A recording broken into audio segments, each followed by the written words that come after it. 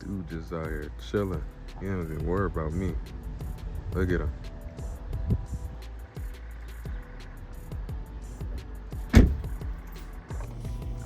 So the 5.7 Hemi engine is a very powerful engine and very also much reliable, but there are some things that you do gotta look out for if you're gonna own a 5.7 Hemi car that has a 5.7 Hemi, and I'm gonna be sharing with you guys in this video right now.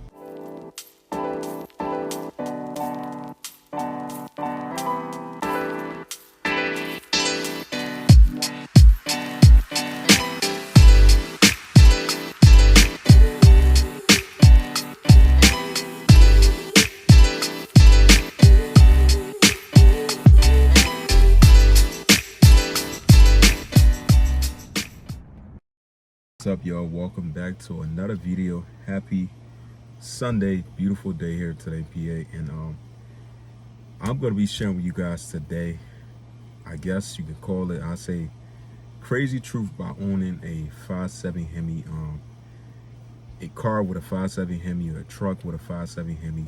I just want to share with you guys some of the things that I feel like when it comes to the 5.7 Hemi is they definitely 100% reliable. But there are some things that you do gotta keep in mind when you have a 5.7 Hemi. So that's the point. That's why I'm making this video to be able to share with you guys that. But before I get into that topic, I wanna say, I hope you guys are having a wonderful day. And if you're here for your first time on the channel, if you haven't subscribed already, go ahead, hit that subscribe button, support the channel. I would definitely appreciate it. Definitely means a lot. Join the family. I got a 2014 Ram 1500, and this truck gonna be seeing a lot of changes. So if you want to stick around, if you're a car guy, Mopar guy, or truck guy, whatever guy you are, go ahead, click that subscribe button and support the channel. Now let's get into the video. Now, one thing I want to say is, don't get me wrong, the 5.7 Hemi is one of the most reliable, strong, powerful engine that definitely has a lot of capabilities, and you definitely could make a lot of power from it, and it's definitely could take you whether you plan on making it a workhorse or a race truck, whatever, race car, whatever, and stuff like that. It's still gonna be very reliable to you, but there are some downside things that you gotta really keep in mind when you have the 5.7 Hemi engine. As you know, like, the number one thing is that it's gonna have the Hemi tick. But I'm not saying that every car, every 5.7 Hemi has to get the Hemi ticks, but there are ways that you could really help yourself prevent that issue if you plan on buying brand new or you plan on buying used.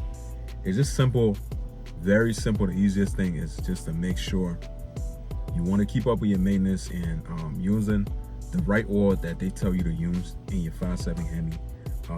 Pretty much that's going to help you. Like, that's like the biggest number one thing most people tend to really like point at. Like, when it comes to the 5.7 Hemi, they always try to think about it as you know, the Hemi tick, this and that. You're going to have Hemi tick, blah, blah, blah. But that's just one of the things you got to look out for. Now, the next thing you really got to look out for is your lifters.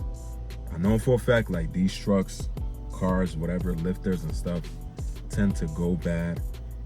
But sometimes, most of the time, I wouldn't even say sometimes, most of the time is the owner fault, because they really, like, for your lifter to get damaged, you got to be doing something that's really you're not supposed to be doing, that's going to cause them to get damaged. Like, for example, you know, like, simple fact, like, you know, starting up your Hemi and you letting it idle for a long period of time, that's gonna lead to you having a bad lifter, and it's eventually gonna lead to multiple different problems once your lifter's going and stuff like that. So you want to make sure you don't try to, like, it's definitely preventable though.